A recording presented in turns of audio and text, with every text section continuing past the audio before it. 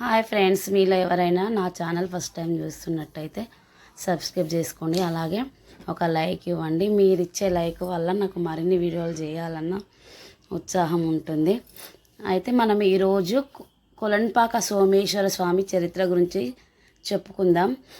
మన భారతదేశంలో most important అయిన 5 శివలింగాలు.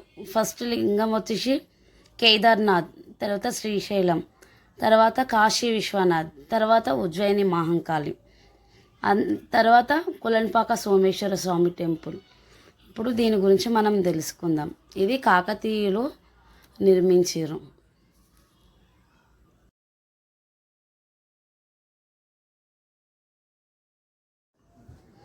ఇది హైదరాబాద్ నుంచి జనగాం కొలన్పాక వరకు 84 కిలోమీటర్లు ఉంటుంది. ఇది పురాతనమైన టెంపుల్, కాకతీయ రాజులు నిర్మించారు. ఇప్పుడు ఇంత టెక్నాలజీ డెవలప్ అయింది, కానీ అప్పుడు ఆ కాలంలో ఈ బండలు, ఈ చక్రాలు అన్నీ చాలా అద్భుతంగా ఉన్నాయి. అసలు వాళ్ళ కట్టడాలకి ఇప్పుడున్న కట్టడాలకి చాలా డిఫరెంట్ ఉంది. ఆ బండరాలు అయితే అసలు వాళ్ళు ఎట్లా లేపిరో, ఎలా పెట్టిరో చూస్తే చాలా ఆశ్చర్యంగా అనిపిస్తుంది. సో మేమైతే ఇప్పుడు లోపలికి వెళ్ళినాం, అభిషేకం చేయించుకుందాం అనేసి పాలు, పెరుగు, నెయ్యి, కొబ్బరికాయ, పండ్లు తీసుకొని వెళ్ళినాము.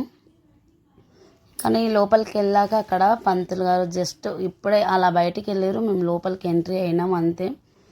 మామూలుగా అయితే ఇక లోపలికి వెళ్ళేసి దర్శనం చేసుకున్నాము. చాలా అంటే చాలా బాగా అనిపించింది. ఈ తర్వాత మా బాబు కొబ్బరికాయ కొట్టిండు. అక్కడ కొబ్బరికాయ కొట్టినాక దానికి ఎదురుగా చండీశ్వర అమ్మవారు ఉన్నారు. సో అది కూడా క్లోజ్ చేయడం జరిగింది. అంటే మేము వెళ్ళేసరికి 12 ఆ టైం దాటిపోయిందనమాట. ఇక్కడ ఎవరన్నా అమ్మవారిని తలుచుకొని వాళ్ళ కోరికలు చెప్పుకొని అక్కడ ముడుపు కడిగితే వాళ్ళ కోరికలు నెరవేరుతాయని అక్కడ ప్రజలు నమ్ముతారంట. సో మేము బయట శివలింగాన్ని అయితే దర్శించుకున్నాము. ఆ కట్టడాలు అవన్నీ చాలా అద్భుతంగా ఉన్నాయి. అసలు కాసేపు అందులో కొద్దిసేపు టైంపాస్ చేసి అక్కడిక్కడ తిరిగి కొన్ని ఫొటోస్, పిక్స్ తీసుకున్నాము. ఇక్కడ చూడండి, ముడుపులు అయితే చాలామంది కట్టారనమాట. సో ఇక పంతులు లేడు కాబట్టి ఇక మేము బయటనే దర్శనాలు తీసుకొని ఇక మాకు తోచినంతగా ఉండిలో కొంచెం అమౌంట్ వేసి బయటకి వెళ్దామని వస్తున్నాం ఇక. సో ఇక మేము అక్కడి నుంచి అయితే బయటకి వస్తున్నాము. అక్కడ మాత్రం శివుడు మాత్రం చాలా అంటే చాలా బాగుంది. స్వయముగా వెలిసిన శివలింగం అంట అది. అండ్ మేమైతే మంచిగా మా చేతులతోటి తాకి మొక్కి అట్లా దర్శించుకోవడం అయితే నాకు చాలా హ్యాపీగా అంటే చాలా హ్యాపీగా అనిపించింది. సో ఇంకొంచెం ఒక 10 మినిట్స్ ముందు పోతే బాగుండునేమో అనిపించింది. సో అభిషేకం చేస్తే ఇంకా బాగుండునేమో అనిపించింది మాకు. ఇంకా సో పంతులు లేడు కాబట్టి ఇక మేము మళ్ళీ ఇక చూసుకొని కాసేపు అందులోనే ఉండి కొద్దిసేపు కూర్చొని ఇక బయటకు వద్దామనేసి వస్తున్నాం. అక్కడ ఆ కట్టడాలన్నీ చాలా బాగున్నాయి. అసలు వాళ్ళు ఎట్లా ఇంత పెద్ద రాళ్ళు పైకి లేపి పెట్టిరా అని ఒక ఆలోచన అనిపించింది. ఇప్పుడున్న ఒక చిన్న రాయి లేపడానికి మనం ఎంతో అవస్థ పడతాం. సో ఇక్కడ మా పాప అయితే స్వామివారి పాదాలకి దండం పెట్టుకోవడం జరుగుతుంది. ఇక్కడ బయట శివలింగం ఎలా ఉందో లోపల యాజ్ ఇట్ ఈజ్ అలాగనే ఉంటుంది. చాలా అద్భుతంగా ఉంది లోపల కూడా. లోపల ఫొటోస్, వీడియోస్ లేవు కాబట్టి సో నేను బయటనే చూపిస్తున్నా. ఆ చుట్టుపక్కల శివలింగాలు అయితే చాలా ఉన్నాయి. దీనిని కోటిలింగాలుగా కూడా పిలుస్తారంట అక్కడ ప్రజలు. కోటిలింగాల గుడి అని అంటున్నారు అక్కడ అందరూ. పక్కన ఆంజనేయ స్వామి ఉన్నాడు. అక్కడ 1 రూపీ కాయిన్స్ అతికించడం, వాళ్ళ కోరికలు చెప్పుకొని అది కూడా చాలా బాగా అనిపించింది అక్కడ. సో బయటకు వస్తుంటే ఇక అక్కడ నుంచి మేము బయటకు రావడం జరుగుతుంది. ఈ కట్టడాలు చూడండి ఒకసారి మీకు.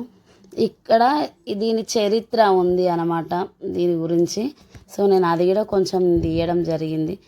ఇక్కడ ఎవరెవరు ఏంటిది అనేసి అక్కడ ఉంది స్థల పురాణం గురించి. స్థల పురాణానికి ఏంది అనేసి ఇవన్నీ ఉన్నాయి అన్నమాట. చూడండి అక్కడ 5 ఫేమస్ టెంపుల్ గురించి అక్కడ రాయడం జరిగింది. సో కొలన్పాక అష్టదళ మగాళ్ళలో 18 కులాల వారు ఉండడం అక్కడ మెన్షన్ చేశారనమాట, ఎవరు ఏంది అనేసి. అట్లా నాకు చాలా నచ్చింది ఆ విధంగా.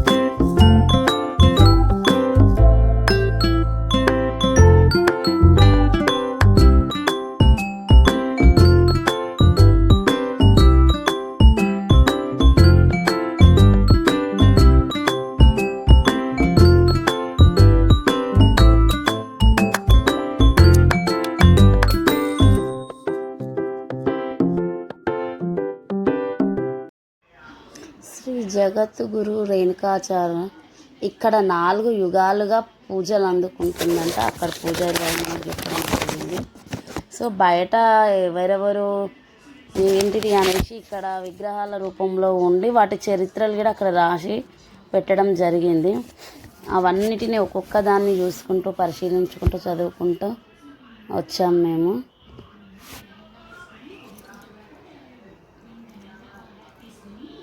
చూడండి, ఒక్కొక్క విగ్రహంకి ఒక్కొక్క దగ్గర ఇక్కడ వైట్ పేపర్లో రాసి అక్కడ పెట్టడం జరిగింది.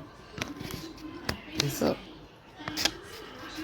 ఇక్కడ ప్రకృతి కూడా చాలా బాగుంది. కానీ చెట్టు పైన మాత్రం చాలా గబిలాలు ఉన్నాయి. అసలు వాటిని చూస్తే మాత్రం నాకు చాలా భయం వేసింది. సో ఇక్కడ ఒక విగ్రహం కనిపిస్తుంది కదా, అది ఏ విగ్రహము అనేది కాసేపు మాకు అర్థం కాలేదు. మా పాప బాబు అబ్జర్వ్ చేసిన తర్వాత ఆంజనేయ స్వామి మీకు ఏ విధంగా అనిపిస్తుంది? ఆంజనేయ స్వామి లాగా అనిపిస్తుందా లేక ఏ విగ్రహం లాగా కనిపిస్తుందో వెనకాలతో వీడియో చూసి మాకు కామెంట్ పెట్టండి. సో మేమైతే ఆంజనేయ స్వామి అని అనుకుంటున్నాం అన్నమాట. సో ఇక్కడితో సమాప్తం మా వీడియో. మా పాప అట్లా వాక్ తీసుకుంటూ వచ్చింది. మీరు నా వీడియోను చూసి కనీసం ఒక లైక్ ఇస్తారని ఆశిస్తున్నాను. ఇట్లు మీ గడ్డం నవనీత. డాడీని తీసుకోమను, డాడీ నాగమను తీసుకోరిద్దునంట.